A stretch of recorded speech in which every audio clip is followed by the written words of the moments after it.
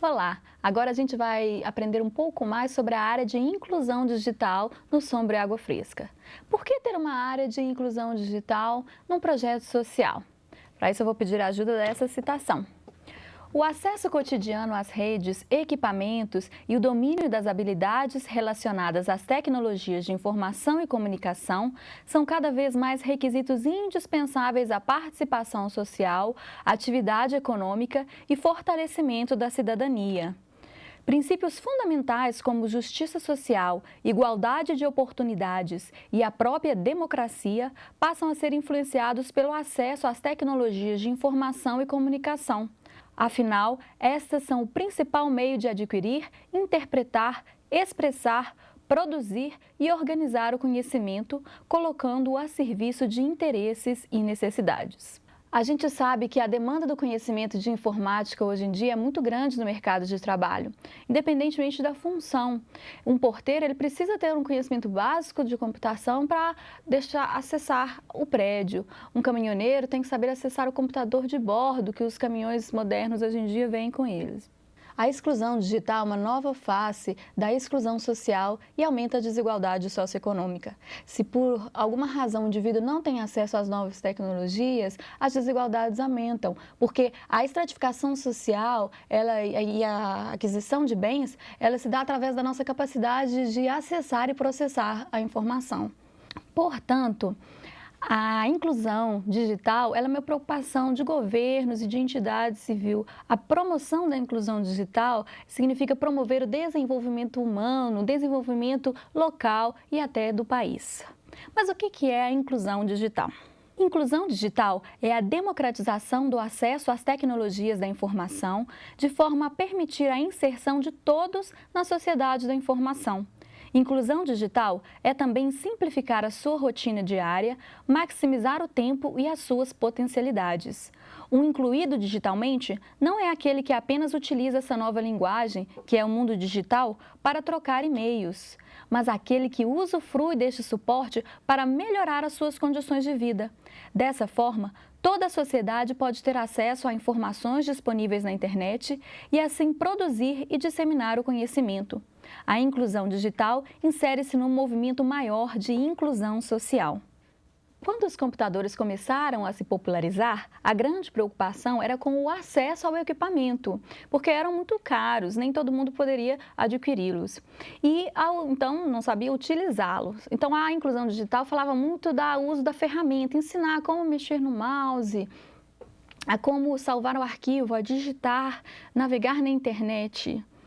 Só que hoje em dia a situação mudou um pouco. Os equipamentos foram barateando, a facilidade de crédito possibilita que mais pessoas possam adquiri-los e mesmo aqueles que não possam ter um computador, existem os acessos a preço acessível, como lan houses, e até mesmo gratuito. Em todas as escolas há um laboratório de informática.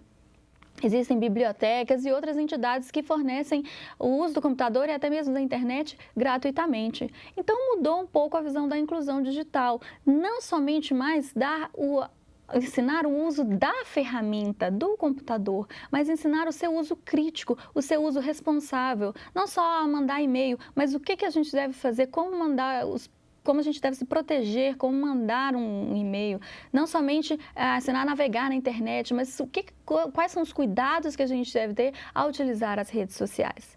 Porque, como tudo na vida, as novas tecnologias de informação e comunicação têm o seu lado positivo, mas também têm o seu lado negativo. Então, a verdadeira inclusão digital deve ensinar a aproveitar o lado bom e a proteger-se dos perigos que oferece.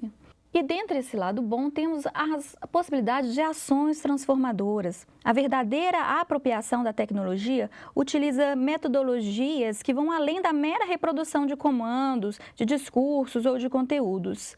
Quando cada indivíduo ou comunidade começa a produzir conteúdos na rede, ele muda a sua visão que tem das novas tecnologias. Elas deixam de ser apenas uma ferramenta para acessar informação, mas passam a ser um instrumento de afirmação de identidades culturais, valorização da diversidade, expressão de pontos de vista e de realidades a partir do recorte de quem as vive. Portanto, toda a população deve ter acesso ao mundo digital no âmbito técnico-físico, ou seja, a sensibilização, o contato e uso básico, e também no âmbito intelectual, a educação, a geração de conhecimento, a participação e a criação. Bom, então vamos ver essa tirinha aqui do Edward. Um menino senta diante do computador e fala, internet, vamos ver o que você tem. E aí ele vê o que a internet tem e não consegue nem dormir, não consegue nem fechar o olho.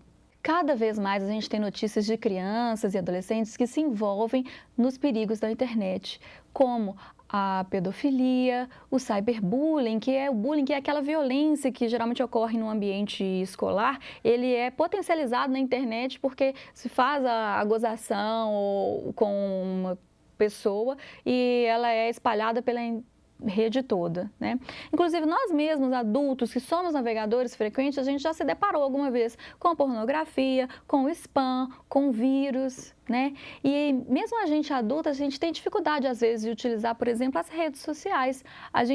Muita gente faz ações que são consideradas perigosas pelos especialistas. Por exemplo, enviar um e-mail para várias pessoas sem utilizar a cópia oculta, usar a rede social com perfil aberto para todo mundo, aceitar de gente que a gente nunca conheceu pessoalmente, a gente aceita ela como amiga virtualmente, deixar disponível para todo mundo lá o nome do lugar em que trabalha ou em que estuda.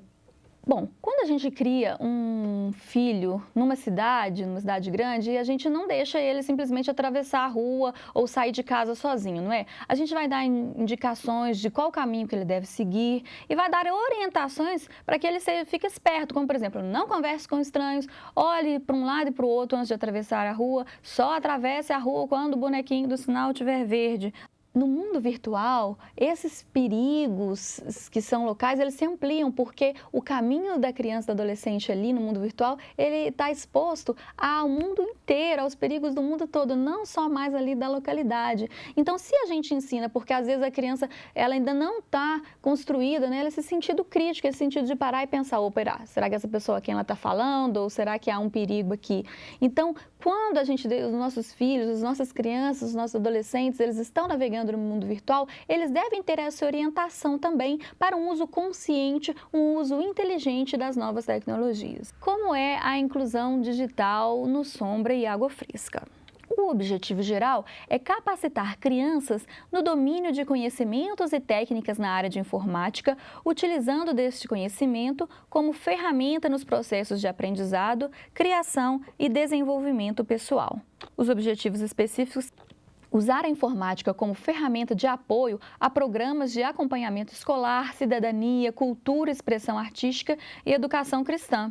Então, a gente vê que a inclusão digital ela pode ser utilizada para reforçar conteúdos de outras áreas do Sombra e Água Fresca. Então, a gente está aprendendo algo ali de cidadania, algum problema, alguma coisa que acontece na nossa comunidade. A gente pode ir à internet para buscar informações, nos capacitarmos mais sobre aquele assunto e, inclusive, colocar o que é que a gente descobriu, o que é que a gente está fazendo em relação àquele assunto.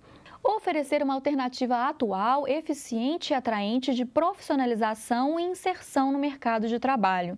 Incentivar as crianças e adolescentes a serem participantes ativos, utilizando os recursos da internet para a produção de conteúdos. Muitas vezes a gente fica com receio de trabalhar a informática no projeto, porque a gente sabe que às vezes o menino, mesmo que não tenha ali um computador em casa, ele é mais experto que a gente no uso da ferramenta. Não, eu mal sei ali salvar, colocar o pendrive lá, o menino já está sabendo fazer muito mais coisa que eu, mas isso deve ser visto como uma vantagem, porque aí o que a gente deve passar para eles é o uso crítico. Se eles têm a utilização da ferramenta, eles podem até ajudar a gente, nós educadores, não é mesmo? Isso pode até colaborar para a autoestima dele, ele pode ajudar o colega que sabe menos, ele sai daquele papel passivo de que tem recebendo as informações e ele passa a produzir o conhecimento também. Isso é muito interessante. E a grande vantagem que a gente tem é que o uso das tecnologias, por si só, eles já são atrativos. As crianças naturalmente são motivadas a trabalhar com isso. Portanto, o que a gente pode fazer no projeto Sombra e Água Fresca? Não vamos utilizar a desculpa de não, a gente não tem computador, mal tem luz no meu bar, quanto menos acesso à internet. Mas isso não deve ser usado como desculpa. Por quê? Existem algumas alternativas. A gente pode articular parcerias com entidades e empresas vizinhas que tenham computadores e conexão. Então, a gente pode ver escolas no nosso bairro que possam deixar utilizar em algum momento, combinar um dia, uma vez por mês, uma vez por semana, tal horário, tal dia, e levar as crianças do projeto para a escola. Ou mesmo escolas de informática ou lan houses, associações que tenham computadores disponíveis e conexões. A gente pode se associar com eles, explicar o que é o projeto e pedir colaboração nesse sentido. A gente pode fazer atividades de uso responsável sem o uso do computador. Uma dessas atividades está nesse DVD, vocês poderão ver depois que a gente pode trabalhar o uso responsável mesmo sem ter o computador presente. E por fim, a gente pode fazer ações de cidadania, como criar blog do projeto e ou da comunidade. É muito importante para a criança. A gente vai vendo outros aspectos, por exemplo, acompanhamento escolar. Ela tem que escrever bem, porque várias pessoas vão ler aquilo que ela tem. Ela pode escrever sobre algum conteúdo que está se aprendendo em educação cristã ou em cidadania. Enfim, isso vai dar um âmbito muito maior, pode sair ali do projeto, pode causar, enfim, uma mobilização social. Então, tendo os recursos disponíveis, tendo a disponibilidade, a gente pode fazer algo muito interessante dentro do projeto Sombra e Água Fresca e possibilitar a inclusão digital e, consequentemente, a inclusão social.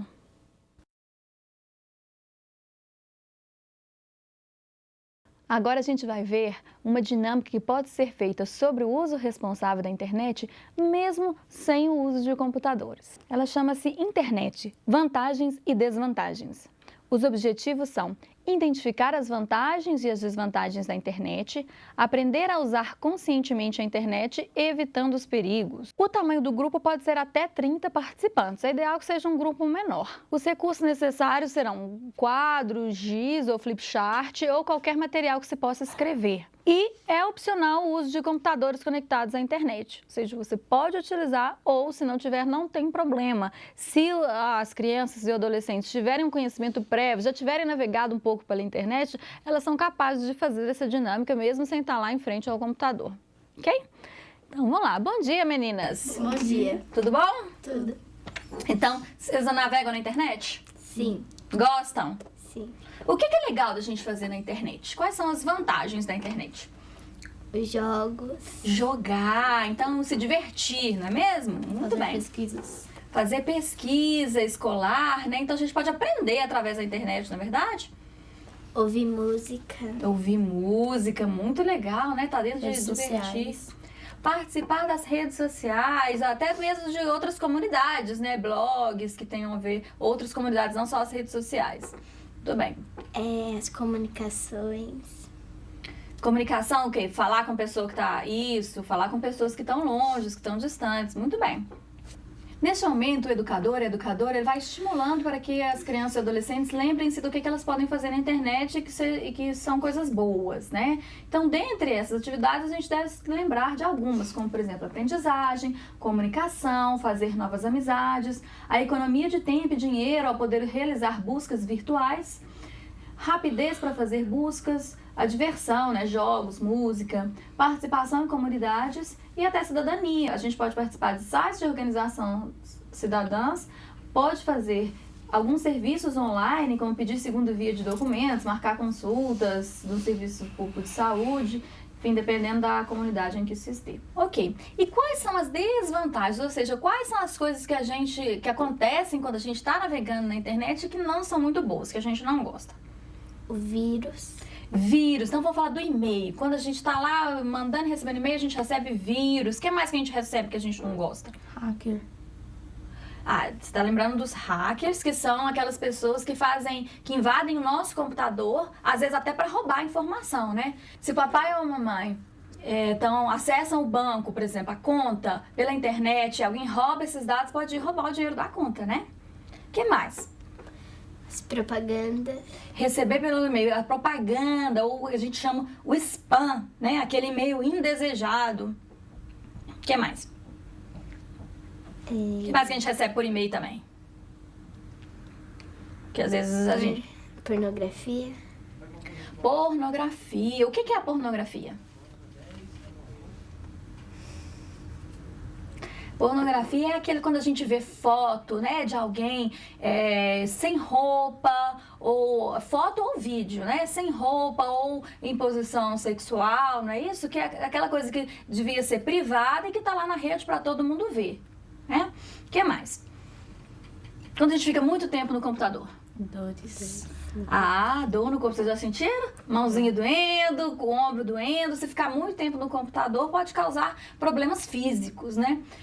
E que mais? Além de problemas físicos, ficar muito tempo no computador. A gente deixa de brincar na rua e fica no computador. Pois é, a gente acaba se isolando, né? Troca às vezes um pouco o contato presencial pelo contato virtual, né? Acaba se isolando um pouco mais. Neste momento também estimular para que eles saibam quais são as desvantagens e explicar aqueles termos que são um pouco mais complicados, como pornografia e pedofilia.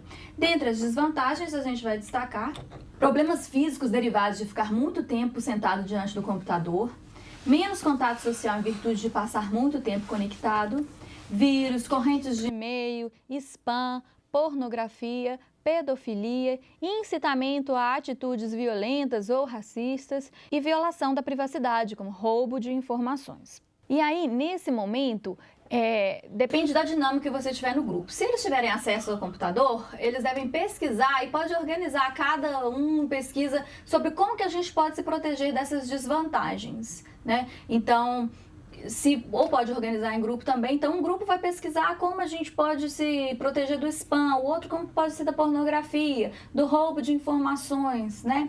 Agora, se eles não tiverem computador, também pode ser feito, porque eles vão conversar entre si no grupo e tentar descobrir quais são as defesas que a gente tem, como que a gente pode evitar esses perigos, né? E depois os grupos podem até rodar nas informações, ver se o outro grupo esqueceu de alguma coisa, acrescentar e depois se apresenta quais são esses modos de proteção e aí o educador, a educadora acrescenta alguma coisa. Dependendo do número de crianças, pode até ser uma atividade que serve para vários encontros, porque pode fazer assim, hoje a gente vai ver quais são as maneiras de se proteger do spam, das correntes e dos vírus. Num outro encontro, como é que a gente pode se defender da pornografia, da pedofilia e assim por diante. Então, por exemplo, o que a gente pode fazer para evitar os problemas físicos de ficar muito tempo sentado diante do computador? Alongamentos. Alongamento, legal, o que mais?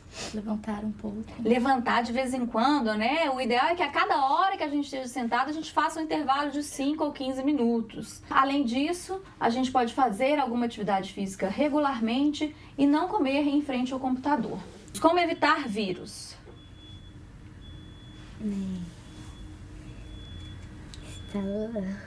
Instalando o quê? Instalando antivírus. Instalando antivírus, olha que importante. Manter antivírus atualizados, não abrir anexo de e-mail com precedência duvidosa ou arquivos com a extensão .exe de executável, né? Porque isso com certeza é um vírus. E não clicar em links dentro de e-mails de procedência duvidosa. Às vezes tem alguns e-mails que chegam falando, seu CPF vai ser descadastrado, clique aqui, ou o seu banco, a gente precisa dos seus dados de novo, clique aqui. Geralmente esses são cliques que nos vão levar a instalar vírus no nosso computador. Bom, e assim pode fazendo com cada dos perigos que foram levantados. Por exemplo, as correntes de e-mail. A gente deve evitar repassar correntes que não sejam estritamente necessárias. Ao mandar o e-mail para mais de uma pessoa, utilizar sempre a cópia oculta. E verificar a veracidade do conteúdo antes de reenviar uma informação. Então, muitas vezes, a gente jogando no Google, a gente recebe um e-mail assim, olha, tal batom contém chumbo que dá câncer, ou o governo está querendo vender a floresta amazônica, né? Então, será que isso é verdade mesmo? Vamos parar e criticar. Eu vou passar na frente, às vezes eu passo porque é uma utilidade pública, porque fala que eu vou ganhar, vou passar para os meus amigos, porque se eu mandar para 100 pessoas eu vou ganhar um celular, eu vou ganhar um computador, não sei o que, né? Vocês já receberam? meio assim? Pois é, então a gente tem que parar e criticar e falar assim, peraí, será que é verdade mesmo? Às vezes só jogando no Google já dá para descobrir um monte de e-mail lá falando isso é falso, isso é falso. Isso às vezes é o Ox que se chama, as correntes de e-mail, e tem sites inclusive específicos para que verificam a veracidade dessas correntes. Por exemplo, aqui esse que é efarsas.com, né? e-farsas.com. Em relação ao spam, a gente deve utilizar as dicas para correntes de e-mail, essas dicas que a gente acabou de falar, evitar ao máximo fornecer seu e-mail para empresas, porque elas vão ficar enviando propaganda. Se for o caso, fazer uma conta de e-mail para ser utilizada em cadastros na internet e uma outra pessoal, para dar somente aos amigos e aos conhecidos. Né? Se você recebe muito e-mail, isso é uma maneira de se proteger da sua conta que você usa sempre para não ficar recebendo tanto spam. Você tem uma outra conta que você vai dar para as pessoas, empresas, para cadastros que você tem que fazer, para compras na internet, enfim, etc. Para pornografia, a gente deve falar para criança e adolescente que se encontrar algum conteúdo impróprio, deve chamar o responsável ou adulto. É muito importante a gente conscientizá-los a não ficar com vergonha, porque encontrar conteúdo impróprio não significa que ele estava procurando por ele. E o adulto, ele tem a obrigação de denunciar pornografia. E aí está o link www.safernet.org.br/site, e aí o adulto pode fazer a denúncia, deve fazer a denúncia. Em relação ao incitamento a atitudes violentas ou racistas, seguir as mesmas dicas para a pornografia. E a pedofilia, gente, não usar o nome verdadeiro ao conversar com alguém pela internet. Lembrar que alguém que você conhece pela net é ainda um estranho. Não marcar encontros ao vivo com ninguém que conheceu pela internet, sem o conhecimento, consentimento e acompanhamento dos pais. E só utilizar a webcam com amigos e familiares, nunca com alguém que só se conhece pela internet. Existem programas que gravam o que está sendo passado na webcam. Então, a gente tem que deixar muito consciente a criança e adolescente de que aquela pessoa que está lá, mas eu conheço, é conhecido do meu amigo lá, então eu vou adicionar. Se ela não conhece pessoalmente, não existe como a gente saber que aquela pessoa é aquela quem diz. Pode ser que está falando lá que sou um menino do interior de São Paulo de 12 anos e na verdade ser um senhor do Amazonas com 40 anos que está a fim de conquistar aquele adolescente, conquistar a confiança para ir encontrar-se com ela pessoalmente. Então, ao utilizar um computador público, como na escola, a gente deve apagar os arquivos com informações pessoais, aqueles que têm o nome da escola, o telefone, o nosso nome, etc. E não colocar em páginas pessoais, como por exemplo nas redes sociais, como o Facebook, o endereço ou número de telefone, fotografias com o uniforme do colégio ou com qualquer outra coisa com a qual se possa identificar onde a gente estuda ou mora. Não marcar encontros com amigos através das mensagens. Lá no Orkut tem o Scrap, né? E no Facebook o mural, né? Então todo mundo pode acessar isso e falar, vamos encontrar hoje no shopping tal, às 14 horas tal. Não, isso deve ser enviado por mensagens privadas, tá? Porque essas mensagens são públicas e qualquer pessoa pode ver. Então às 14 horas aquele grupinho ali vai estar em frente àquela loja tal do shopping tal, né? Então isso a gente deve evitar. Para a violação da privacidade, a gente deve ter sempre um firewall ativado, não abrir anexos de e-mails de precedência duvidosa ou arquivos com extensão .exe, não clicar em links dentro de e-mails, não fazer compras em sites sem certificação digital, é aquela que tem o cadeadinho aparecendo na parte inferior direita do navegador, e sem a presença de um adulto, comprar na internet só com o pai ou com a mãe, ou responsável. E ao usar computadores públicos, como nas lan houses, não deixar o computador desacompanhado com informações confidenciais na tela. Não salvar senhas, apagar todos os rastros, apagar o histórico. Alguns sites nos ajudam a pesquisar esses temas. Aí temos o e-farsas, que desmente as falsas correntes enviadas por e-mail, o SaferNet, que são dicas de segurança na internet, e espaço para denúncias contra sites com conteúdo pornográfico, de racismo, ou seja, conteúdo impróprio. Temos o censura.com.br, que é o site da campanha nacional de combate à pedofilia na internet, e contém uma cartilha muito legal sobre como navegar com segurança, que pode ser baixada gratuitamente.